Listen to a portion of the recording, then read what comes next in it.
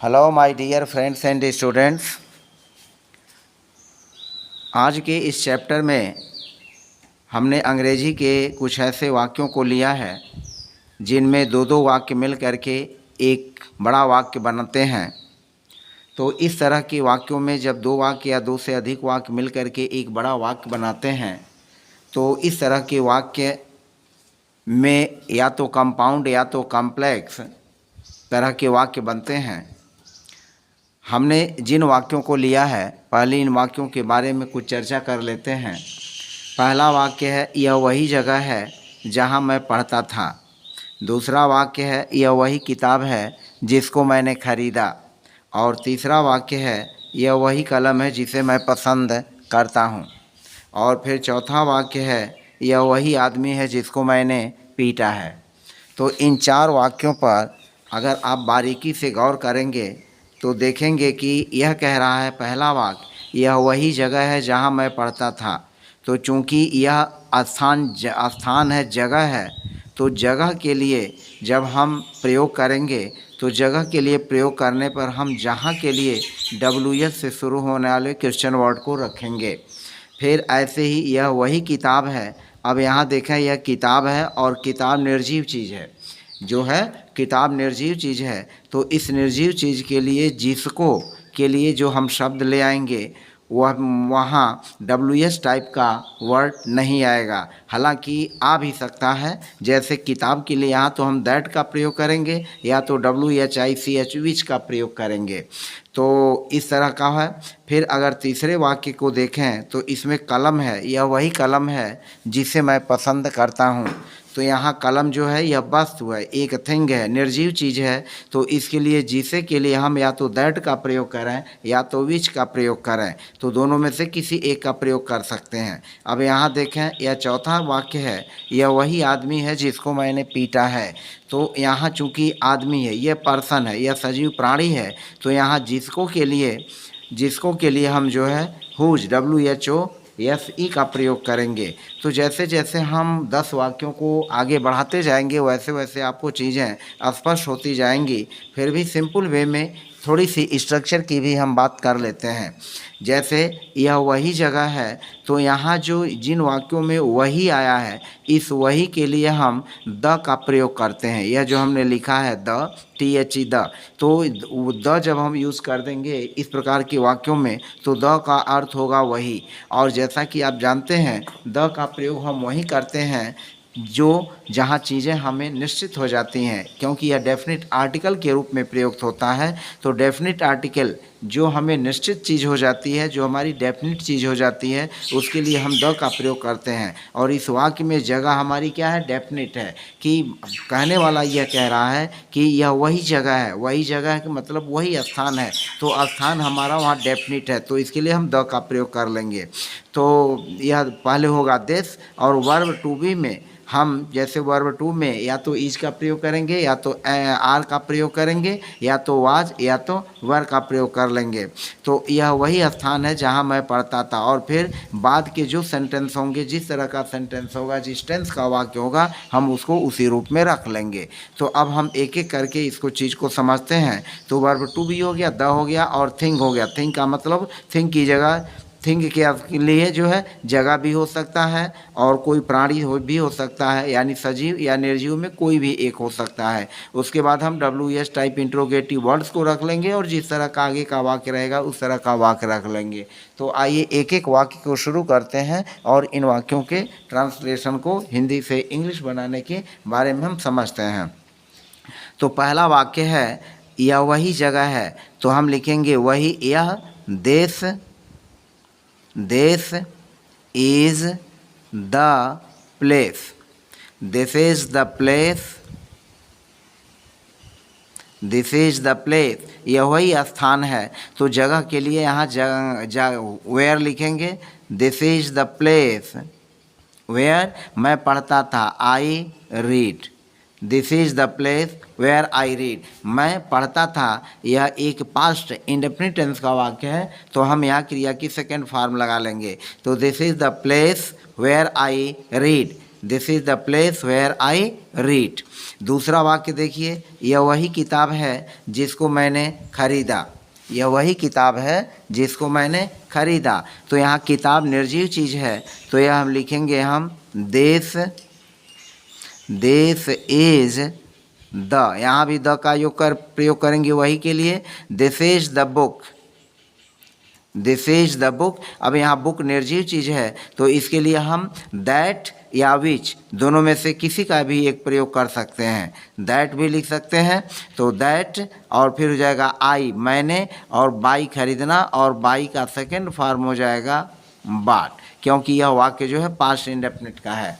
तो this is the book that I बाट, और फिर हम इसको लिख सकते हैं this is the book, this is the book. That की जगह निर्जीव चीज़ के लिए, निर्जीव वस्तु के लिए हम इज का प्रयोग करते हैं which I bought. This is the book which I bought. तो यह हो गया दूसरे सेंटेंस का। तीसरा सेंटेंस है, यह वही कलम है जिसे मैं पसंद करता हूँ। यह वही कलम है जिसे मैं पसंद करता हूँ। तो हम यह लिखेंगे दिस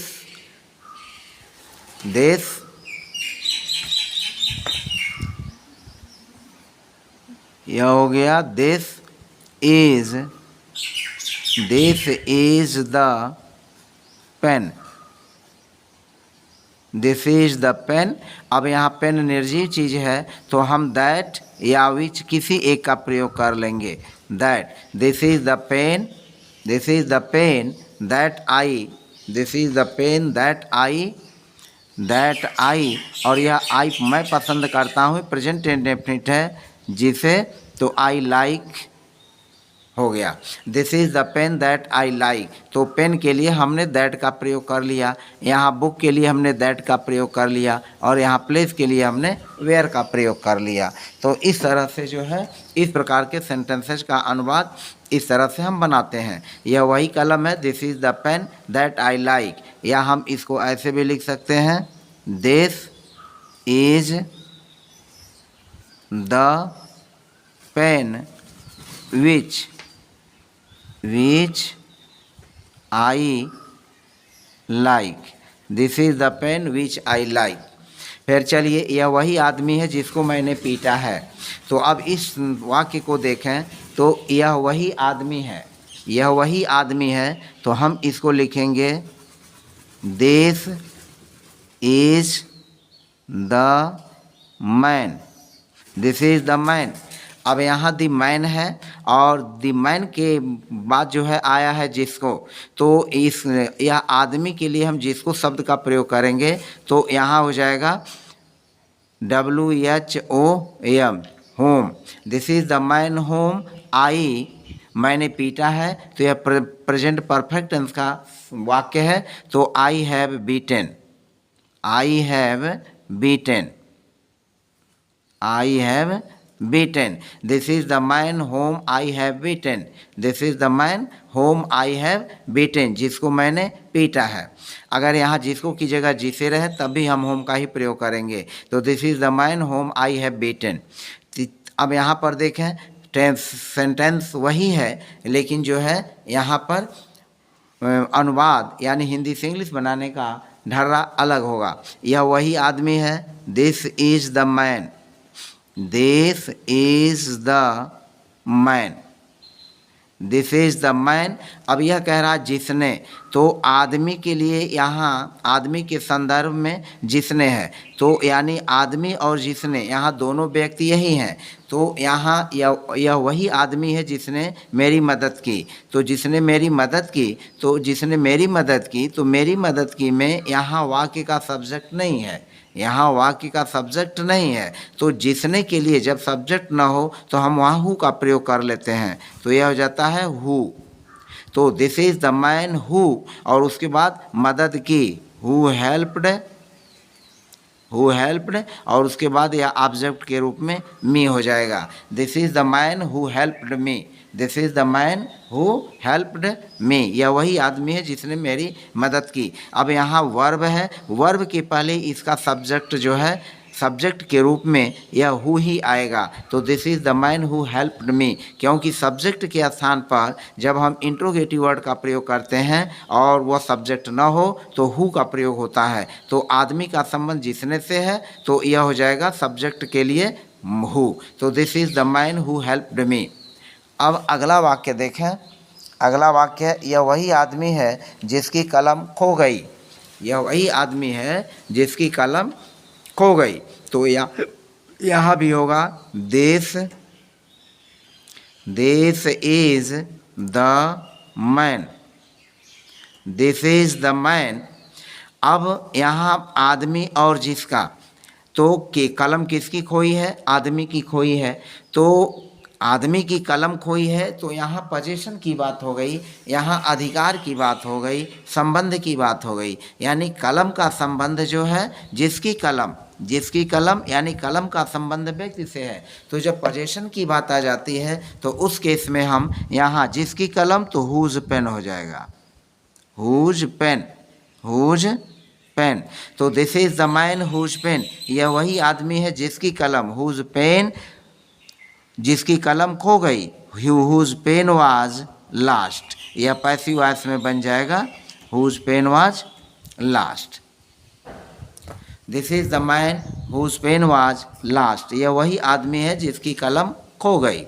यह वही समय है जब मैं खेलता हूँ। अब यहाँ देखें यह समय है और समय का संदर्भ यहाँ जब से है। तो जब हम इसकी इंग्लिश बनाएंगे तो इसकी इंग्लिश बनाने में हम क्या यूज़ करेंगे? दिस इज़ द टाइम, यह हो जाएगा this is the time, this is the time. और टाइम के लिए यहाँ जब के लिए हम व्हेन का प्रयोग कर लेंगे। This is the time when I, present indefinite tense का वाक्य है तो I play. This is the time when I play, this is the time when I play, यह वही समय है जब मैं खेलता हूँ।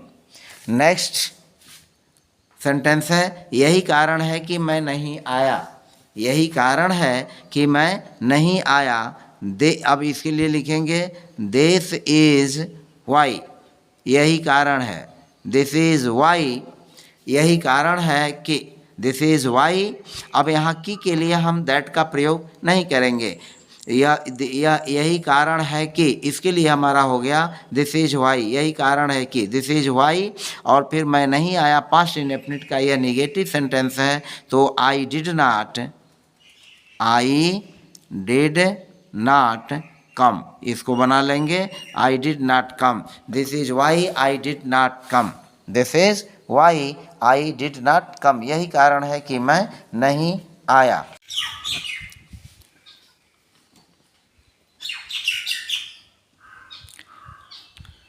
नवे वाक्य को देखें। यह कह रहा है यह वही घड़ी है जिसको मैंने कल फेंक दिया था।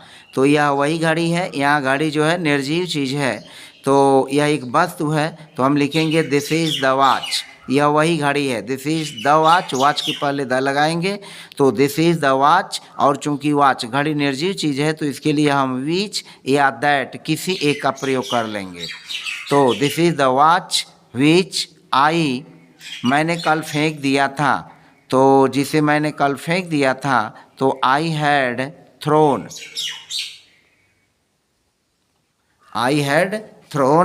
अवे, जिसे मैंने कल फेंक दिया था।